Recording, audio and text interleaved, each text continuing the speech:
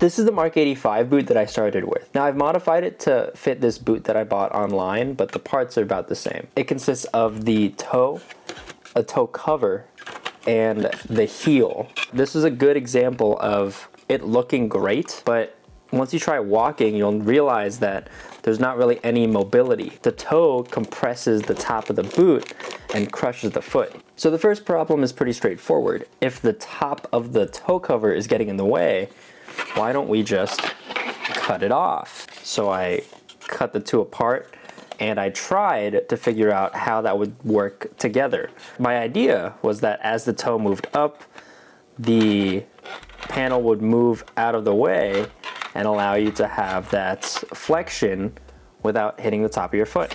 Now this worked in theory, but if you look at the actual boot, there's a secondary toe cover and that was getting in the way. I tried over and over to get this to get enough clearance to fit. I designed whole other boots, cut them in different ways. I made the tops a little bit bigger, and you can see that it still would keep colliding with the top. There wasn't really a way to avoid it. I tried a ton of times.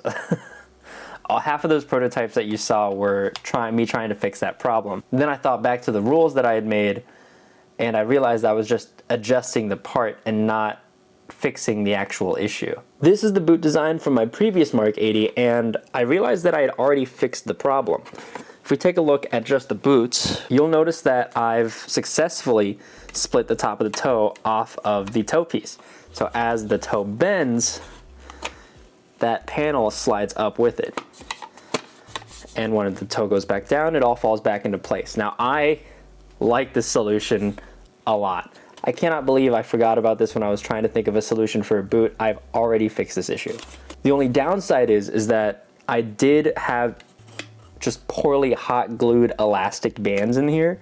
So this is bound to fail eventually. This is only held together with hot glue, and I knew that this was a temporary solution. I ended up remodeling the entire toe section of the boot, but I've ended up reusing the toe cover and the heel, but just modified to fit.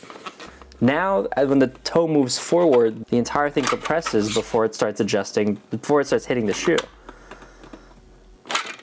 And it all bounces right back. Now, how did I do this? Let's take it apart. Instead of forcing the armor to flex, I added a structural base behind it. I used TPU to act as a flexible mounting point for both of the additional panels. That way they can flex in and out of the way as the toe moves. So now all of the pieces work together in sync. Now the calf is a different story because it really doesn't need a moving part, but I wanted to be able to have an aggressive range of motion, and the only way to do that was to make sure that I could bend my leg past 90 degrees. I needed to figure out a way to get this entire back section out of the way so I can bend my knee. So that's what I did. This is the final prototype for the calf. You can see that the entire panel pivots out on hinges. There's a spring inside that helps bring it back up. So then as I take a step and it pivots it down, when I straighten out my leg, it'll automatically come back to its center point. Now I do need to adjust the spring so it pulls a little bit further back, but for proof of concept, this illustrates the issue and solution, I think, in an amazing fashion. It's also really loud and really fun.